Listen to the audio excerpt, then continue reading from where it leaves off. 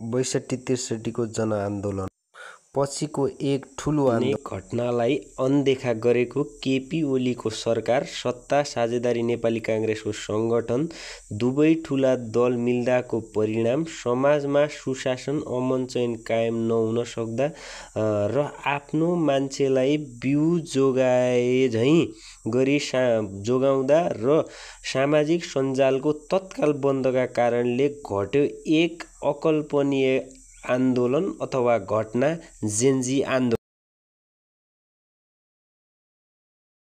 आन्दोलनको आकार, परिचय र योजना हुँदैन, यो आगो हो, केवल आगो। यस आन्दोलनमा मुख्य नेतृत्व थिएन, हुने अवस्था पनि थिएन। यो त राज्यसँग भाग्य र भविष्य खोज्ने तमाम जनताको आन्दोलन थियो।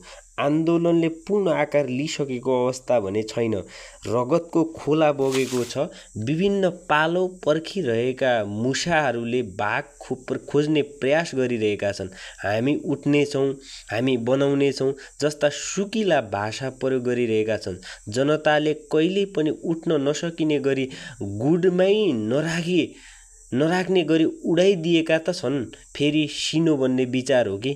खबरदार!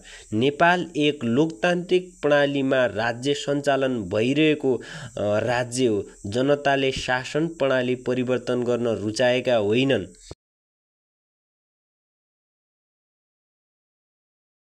मूल नेतृत्वकर्तालाई अवकाश लिन तरबार मात्रै देखाए म्युजिकल चेयर को ज्ञान बन्द गराइदिएका हुन्। अन्य नेतृत्वकर्तालाई गतिलो ज्ञान पनि दिएको छ यो आन्दोलनले। अबको बाटो सहज भने पक्कै छैन। फागुन 21 यो सरकारले आगामी चुनाव तोकेको छ। आशा गरौँ समयमै चुनाव होस्।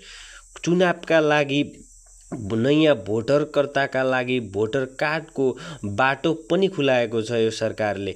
आशा छ समयमै चुनाव हुन्छ र नेपाल अर्को युगमा प्रवेश हुनेछ। नेपालको जय होस्, हामी सबैको जय होस्।